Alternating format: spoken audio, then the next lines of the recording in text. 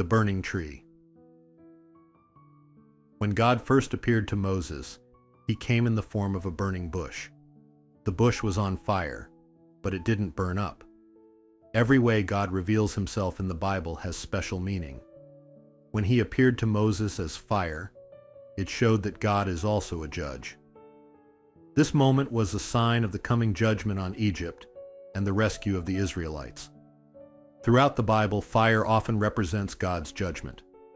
In the time of Noah, God judged the world through a flood. But the Bible says that in the end, times, judgment will come through fire. One of God's holy qualities is judgment. This is how he shows his anger towards sin. When God called Moses, and Moses answered, "Here I am," God said, "Take off your sandals, for the place where you are standing is holy ground." Why did God tell Moses to remove his sandals? Was the land itself special?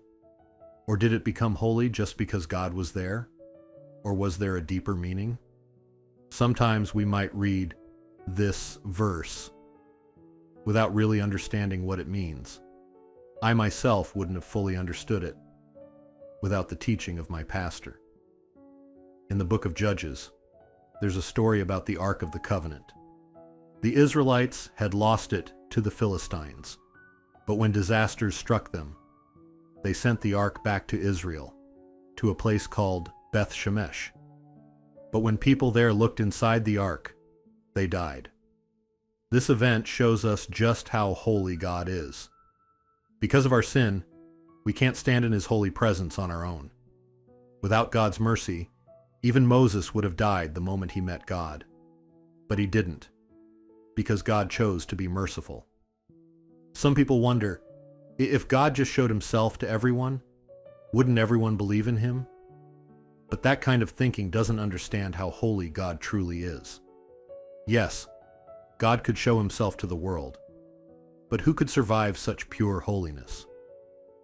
That's why God appoints certain people like Moses to help guide others toward him. It's the way God has chosen to lead us into faith. That's also why God called Moses, to save the Israelites through him.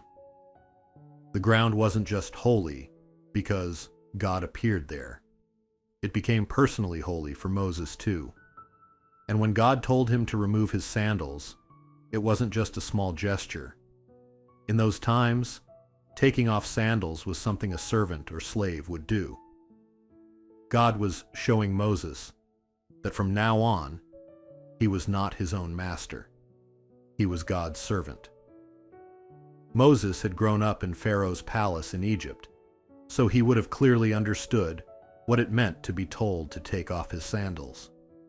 It wasn't meant to shame him, as if he were becoming a servant of people. Instead, it was an honor to become a servant of God. It's like the moment when Peter first refused to let Jesus wash his feet, but then asked for his whole body to be washed, when he realized it was necessary to belong to Jesus. In the same way, taking off your sandals means you are beginning a new life as someone who belongs to God and serves him. For Moses, this was the start of a new calling, a calling to live a life that reflects the holiness of God. How could such a moment not be sacred and deeply meaningful for him? If God asked you today to take off your sandals the way he asked Moses, could you really respond with frustration or complaint? If we think about it from the opposite angle, it shows us something important. We can't enter into God's holiness unless we first remove our sandals. In spiritual terms, believing in Jesus and receiving salvation means giving up our pride and becoming God's servant. Only those who are willing to step down from their own authority and remove their spiritual sandals can become God's holy people and share in his holiness. So, now, let go of your pride. Step down from being your own master. Take off your sandals and let God take his rightful place as Lord in your life. That's what God meant when he told Moses to remove his sandals. And that's the same message he is speaking to us today. 구독, 좋아요, 알림 설정 해주세요. Subscribe, like, set notifications.